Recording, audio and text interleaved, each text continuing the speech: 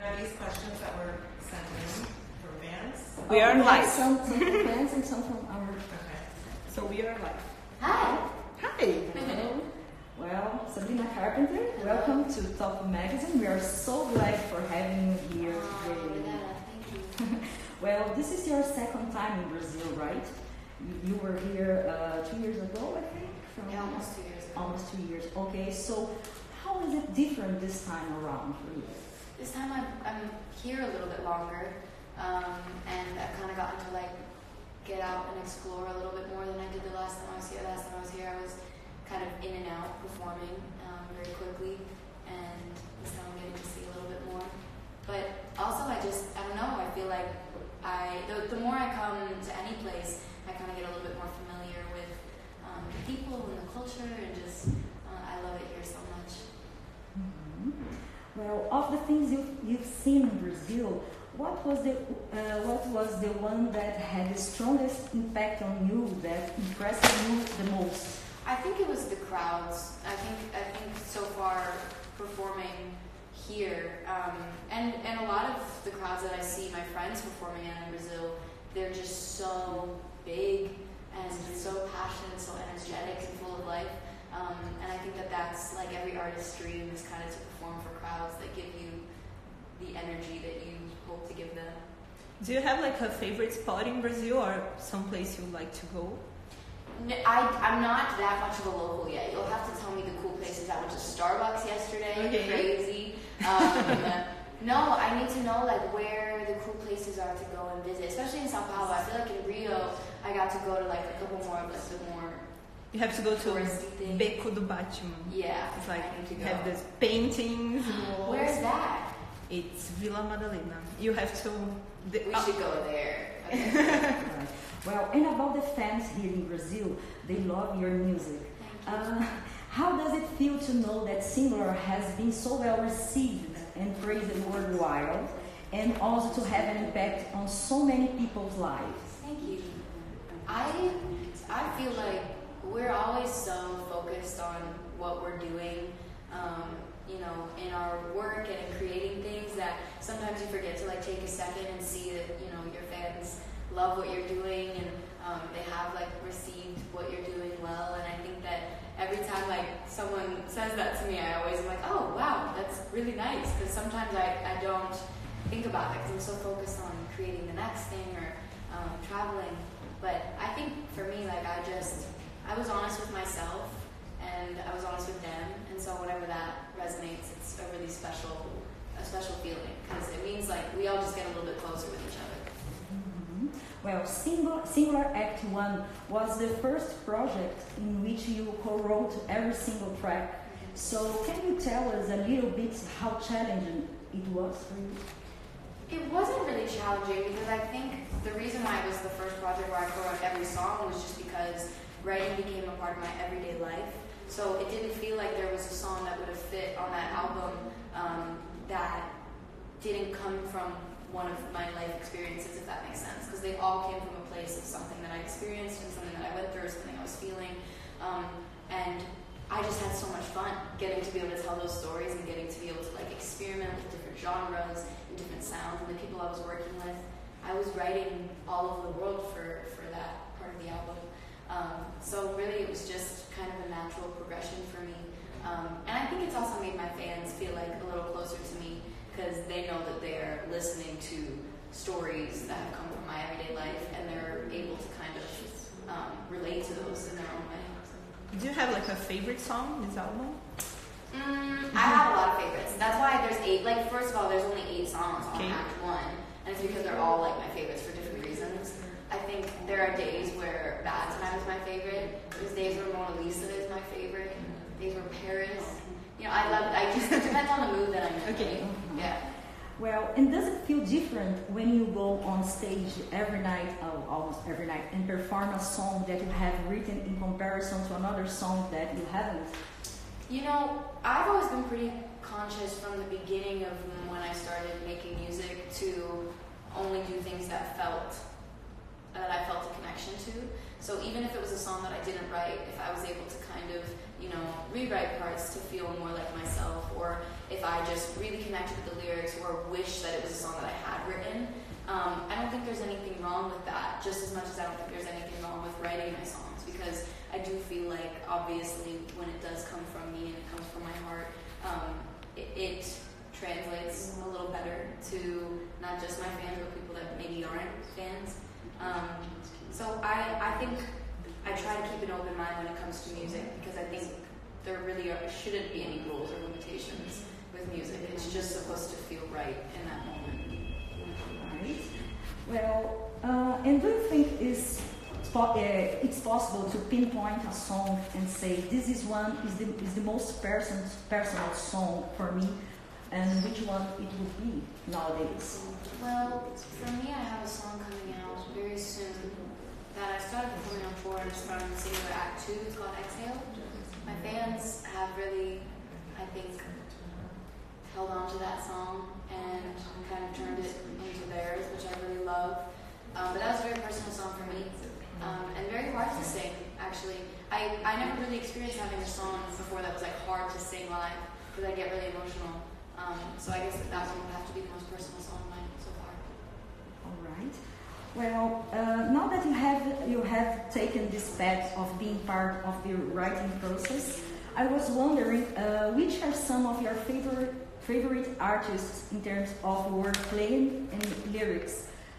Who do you look up to? In terms of wordplay and lyrics? Yeah. Oh, goodness. I think Lorde is an incredible lyricist. I think she's someone that I always looked up to, and just like also musically, she's just such her own thing. She's in her own lane. There's so many people with incredible lyrics that I love. Who was I listening to? Max Orange County has a great way with words. I mean, there's a lot of people. Taylor Swift, I mean, was one of my first songwriting inspirations when I was around 8 years old. Because I think that there's some songwriters that are very metaphorical and their lyrics are very complex and they make you think, and then there's other songwriters that are able to make something so simple that we all feel all the time and word it in a way that you go, oh, how could I not have worded it that way? It's so simple. And it just opens your eyes in a way. So I'm working on it. I'm hoping to grow and get better. So I just try to listen to as much music as I can. Mm-hmm. Well, how do you balance the demands of your singing and acting career? You have a movie coming out, right? Yes, I do. I had a movie come out a couple months ago, and I have another one coming out. Actually, I have 2 coming out this year, I think. I'm trying to keep track. And I'm working on starting another one soon. It's, I think for me the balance is just like, it's the same with music. It's whenever I feel an organic, authentic connection to something, and also something that I feel will be,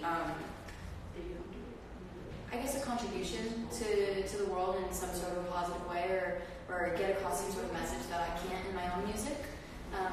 But for me, at the end of the day, like, music never leaves my side.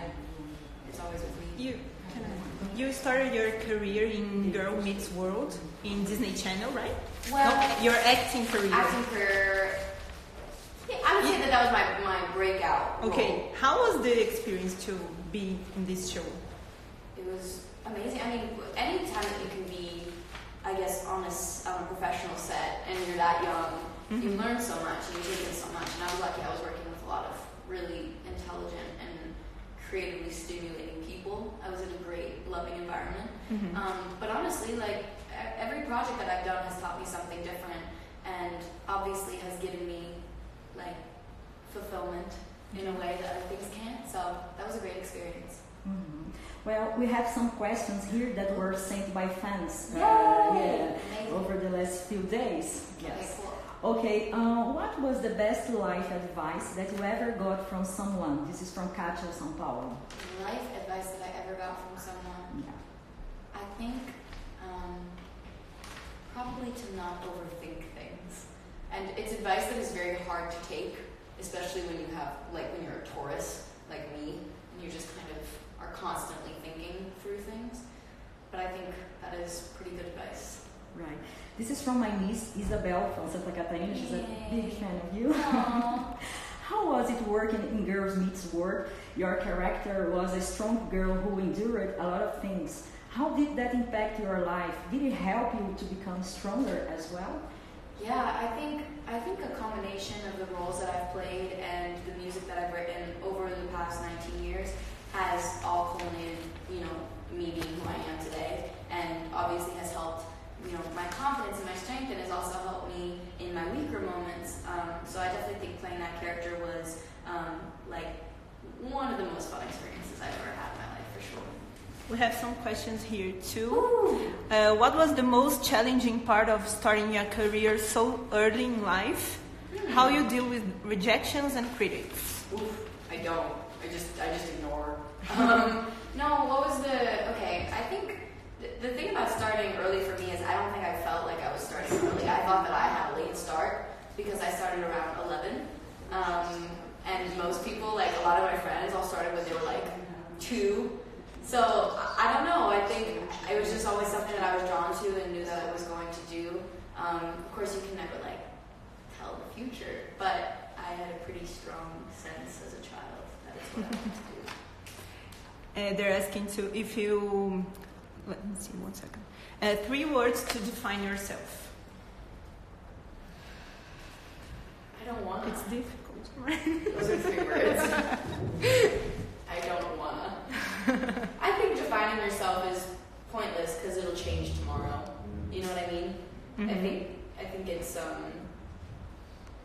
don't know. It's something that we all made up. I guess collectively that we have to have 3 strong traits or things about ourselves that stand out. But I think we're constantly evolving and changing. That tomorrow I'll be pretty different than today and the next day. But I think I'm just I try to stay positive as much as I can. Great. Well, how is your personal relationship to social media? Do you go online and read comments and all that? How is that for you? Because you have over 16 million of Instagram followers. How does it impact on your life? It doesn't after you after you just forget about it. You know what I mean? Once it's there, you're kind of just living normally and just I post whatever feels interesting to me, and I like to obviously post about the places that I go because I know my fans feel connected if I'm in a place that's their home, or I just I use social media now as more of a tool to connect with them than I do a way to wind down, because I don't think for me it winds me up more than winds me down. So yeah, I try to balance living through my eyes and through my phone. What would you say to a fan that wants to pursue music but is insecure about it? I think it takes a lot of security. So I will say I think it's just a matter of getting comfortable with yourself and getting to know yourself and getting to know your strengths and your weaknesses and kind of accepting both. Because everybody, even the best people, have weaknesses as well as strengths. So I think it's just going into it knowing that, once you realize that sometimes your weaknesses can also propel you forward, it won't be so hard. And I think it's just a matter of perseverance and knowing that not everybody is going to like you, no matter what you do. Okay. Emmanuel from Belo Horizonte asks, I see you really like fashion. How would you define your style? Who are your favorite stylists? What do you take into your consideration when you choose your daily clothes? I try to choose pieces, if they're not just simple basic pieces that are I have a lot of vintage dad jeans and oversized blazers and staple pieces. But then I also when I'm dressing up for performances or red carpets, I try to just find things that feel when am I ever going to wear this again? You know what I mean? Because I like feeling like I'm in something that's one of a kind. I think fashion is a great way to be able to feel super comfortable in your own skin. So I try to experiment and have fun with it. But I would describe my own personal style as always wearing my dad's clothes. Right. What are your beauty secrets? Secrets? Yeah, I try to keep secrets. Sometimes to exfoliate my lips, I brush them with a toothbrush. Does it work? Yeah. Yeah. I mean, it's just like to get dry skin off your lips. I'm always traveling, and I'm always in planes, and planes just like suck all the energy out of you. So I try to like exfoliate, do a lot of like face masks and things like that. Are you excited to see your Brazilian friends? Yes! I've seen a couple of them so far. They're so cute and so sweet. What is your favorite part of meeting your friends? I think for me, it's like this instant like knowingness. Okay. Like you meet someone and you feel like you've known them your whole life. You know, there's no sense of like when you're meeting someone for the first time. It's like, you know, it's like can be awkward. There's never that with me with them. It's a very much like a love fest, and I think that's always a very warm feeling. Well, Sabrina, inside you, do you feel like something changed when you changed television for performing live? Say that one more time. Like, what do you mean? When you changed television, acting television for performing live shows? Show? Yeah. I think creating live shows is one of the most fun things because I truly feel like it's like live performance is something that I will never get tired of because it's all real and it's all in front of you. You can't take anything back. You can't redo anything or edit anything.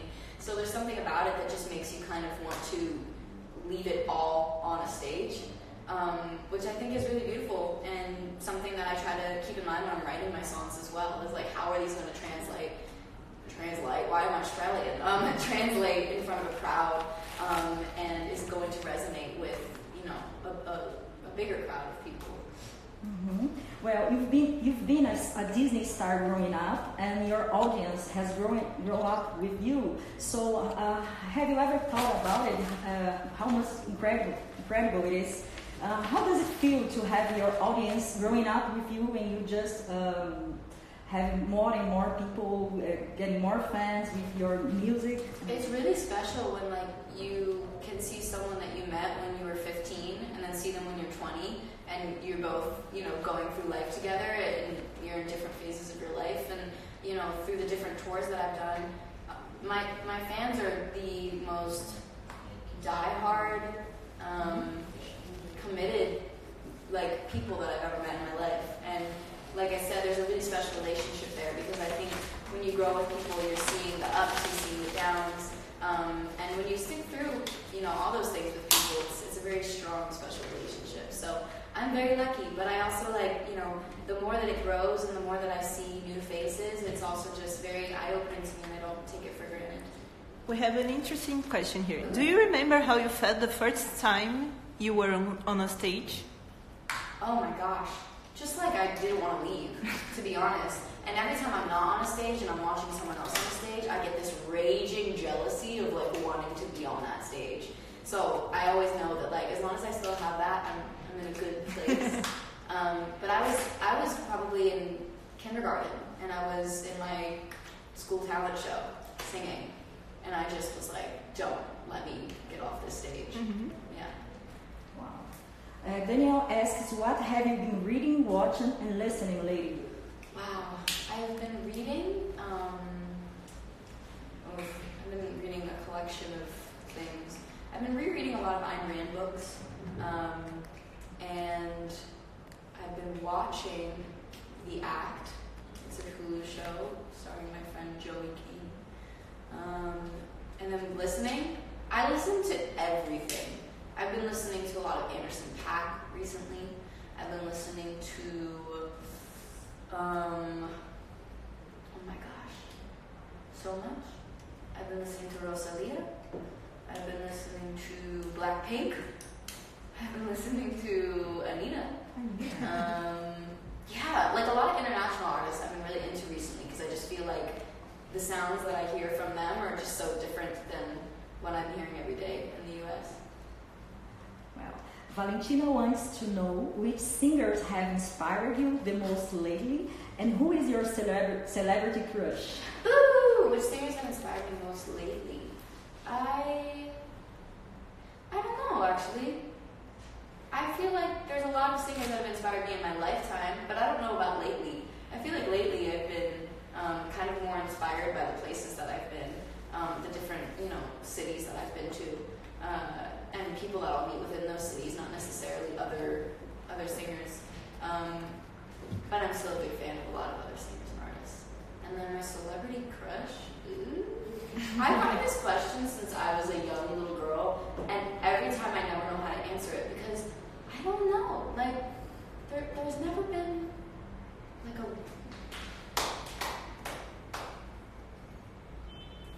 Give me an example. Like Rihanna. Yeah. Like Rihanna's my celebrity crush till the end of time. Is that a good answer? So your fans want to know if you're bringing your singular act tour to Brazil. That is my plan. I'm working on it as we speak.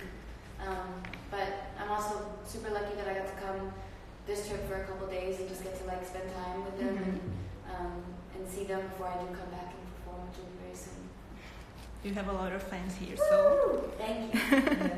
Well, my niece would kill me if I didn't ask you this. What can Brazilian fans can expect from Sabrina Carpenter this year? Well, hopefully to come back to Brazil, eat a lot more brigadeiro, and what else can I expect? A lot more music, some new movies coming. Yeah, there's gonna be a lot. I'm not gonna lie. I haven't even mentally prepared myself yet. A lot coming, especially for Brazil. Wow. You have more questions here? They're telling about your style. It's amazing. Thank you. Have you learned some, I don't know how you say gíria, slangs in Brazil? Brazilian slangs? Nope. No? Can you teach me one? Which words do you know in Portuguese? Could you repeat here? What do you say? Eu te amo. Eu te amo. Eu te amo. Obrigada. Como vai? Tudo bem? Tudo bem? Tudo bem? Tudo bem? Yep, that's it. That's it. Yep, that's Yeah, kind of great. it. Karen from Porto Alegre. Most of time, do you get inspired by facts or imagination when you are writing? Oh. It's a balance. It's a balance of, I think the base comes from facts and the base comes from like a feeling, and then I think there's ways to use your imagination to help the story evolve in a way. Because sometimes in life things happen and you want them to be more exciting than they actually were. And that's the great thing about songwriting is you can kind of just tell a story however you imagine it, and from your point of view, how it happened. Sometimes it's nice to explore songwriting from other people's point of view, which I really like too. I just like that there's no rules. There's not a lot of things out there that like you can do without having restrictions. I think songwriting is one of those things. Well, talking about restrictions, what is your daily diet like today? Literally brigadeiro and water and espresso. How do you like brigadeiro? I love it. I'm not just saying that to like have people be like, brigadeiro. Like I really love brigadeiro. It's so good. Have you tried coxinha? No, what is that? Oh, coxinha is It's like a fried like chicken, and there is duff around it. It's what? It's like Yeah. this. Yes, it's like this. I will buy some for you. Okay. I got some mango. And pão de queijo. Pão de queijo, yes. What's that? Cheese bread. Cheese Oh, I've had that. I've had the cheese bread, yes. Yeah, yeah. Tem mais alguma aí? Senão a gente vai... People want to hear you singing. Will you sing a little bit for us? And what? I don't know. Oh What my you... god. Anything. Only if you want to. Well, mais perguntas aí? Ou senão a gente já vai... Pode ir, acho que pode ir. What is love for you? Oh god! Well, that was a great interview, everybody. What is love? I will let you know in a couple years. Hopefully a couple years. I don't wanna put a definition on it. I think it's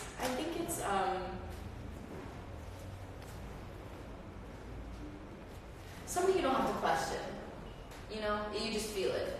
And I don't really know how else to describe it other than that. I think you know in certain moments, whether it be towards a person, whether it be towards something, whether it just be like a moment in your life that you're feeling it.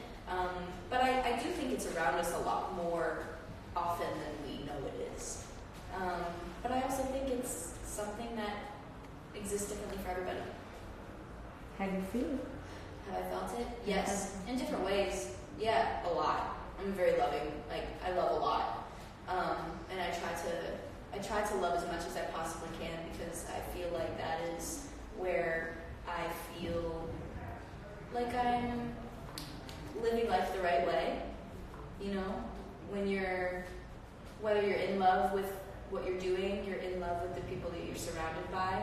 I think it's just a much warmer feeling, and it's very contagious. Right. Can you name some, just to end up, can you name some turning points in your life and career that changed the way you see the world? I think in a weird way, which I didn't think it would do much for me, but I think when I turned 18, I started traveling a lot more than I ever had before. I saw a lot more of the world. I started just like talking to people a lot more and just having longer conversations with people, whether that be my closest friends, whether that be strangers. And I think the more that you get to know other people's like minds and the way that they think, it opens up your mind to a lot more possibility and a lot more, I think. I'm trying to end this properly. I think it's just very helpful to be able to communicate with people, and I think that has helped me grow a lot in my life over the past 2 years. What's your biggest dream right now? My biggest dream? Yes. Eating burger. Cats or dogs? Just kidding. I feel like I didn't answer that question right, so just skip that one. Cats or dogs? That's hard, because I used to have cats, but now I have a dog. So both. I love both. Okay. So could you just leave a message for our audience? Brazilian fans? Brazilian fans, yeah. To all my Brazilian fans, eu te amo. Obrigada. Teach me more words. I look forward to my very first show here in Brazil, coming very soon. I can't wait to see all of you there. And I just want to thank you for your extensive, eternal love over the past few years of my life.